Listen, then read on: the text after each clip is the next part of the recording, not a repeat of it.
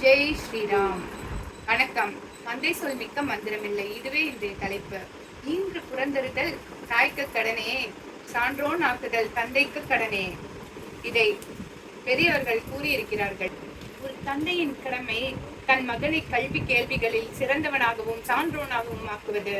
தசரதன் ஒரு சிறந்த தந்தையாக தன் மக்களை குருகுலவாசம் அனுப்பி அகவை 5 முதல் 12 வரை கல்வி கற்பித்தார். பல்லாண்டு காலம் தசரதன் மகப்பேர் இல்லாமல் இருந்தார். அவர் பல்வேறு யாகங்களை நடத்தி இறுதியாக புத்திர காமேஷ்டி என்னும் யாகத்தை செய்வித்து அவர் 4 ஆண் குழந்தைகளை பெற்றார். அவர் குழந்தை பேர் இல்லாத பொழுது அவர் செய்த ஒரு தவறினால் ஒரு சாபத்தையும் பெற்றார். ராம சகோதரர்கள் குருகுலவாசம் முடிந்து திரும்பினார்கள். சில காலம் சென்றது. பின்பு விஸ்வாமித்ரர் ஒரு நாள் வந்து ராமனை என்னுடன் அனுப்புக, என்னுடைய யாகத்தை காக்க என்றார்.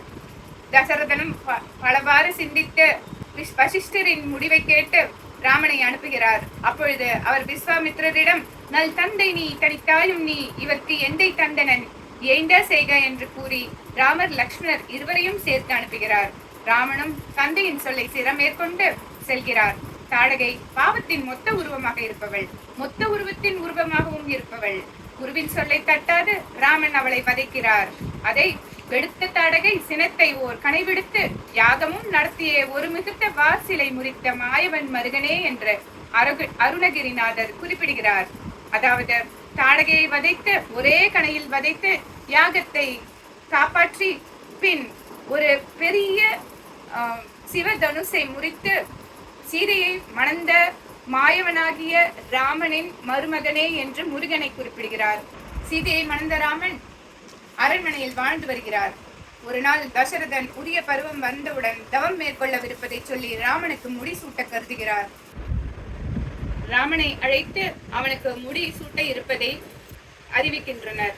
அப்பொழுது ராமன் வேண்டுதல் வேண்டாமை இலான் ஆக அதை எதிர்கொள்கிறார். அவர் அதனால் மிகுந்த மகிழ்ச்சியும் கொள்ளவில்லை, மிகுந்த வெறுப்பும் கொள்ளவில்லை. ஒரே மாதிரி மனநிலையோடு இருக்கிறார்.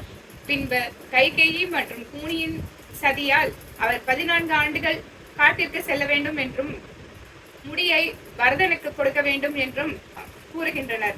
அவர் அதை கூட அன்றலர்ந்த தாமரை மலர் போல எதிர்கொள்கிறார். அதனால் அவர் முகம் பாடவே இல்லை.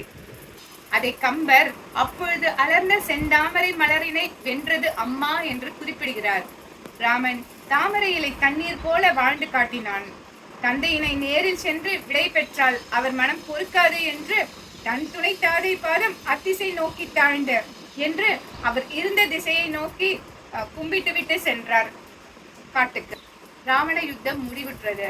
பின் ராமன் சீதையை பார்த்து, உணர்வை ஈடர சேதியா நின்றது உன் ஒழுக்க சேதியால் சாதியால் என்று குறிப்பிடுகிறார். அதாவது அவர் சீதையின் கற்பை சந்தேகித்து நீ உன்னுடைய கற்பை நீ நிரூபிக்க வேண்டும் என்று கூறுகிறார். அதனால் சீதை என்ன சொல்றாங்கன்னா,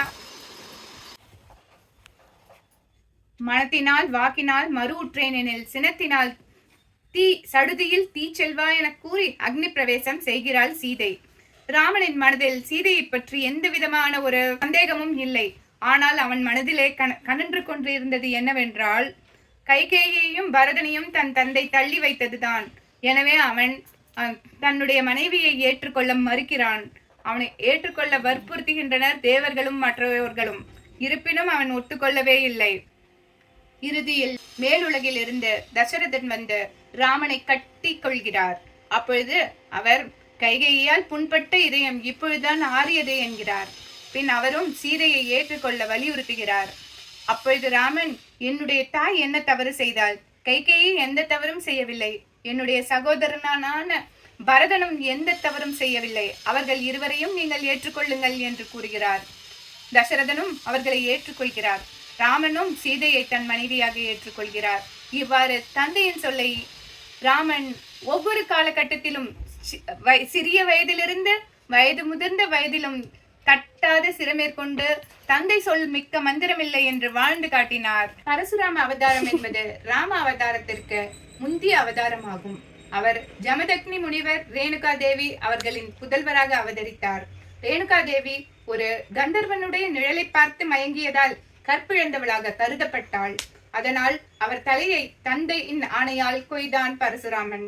அதற்கு பிரதிபலனாக கிடைத்த வரத்தை கொண்டு தாயை மீண்டும் உயிர்ப்பித்தான்.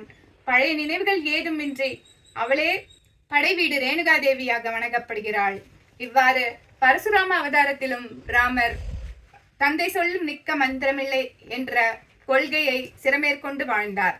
இதுவே அவர் நமக்கு விட்டு செல்லும் செய்தியாகும். நன்றி, வணக்கம்.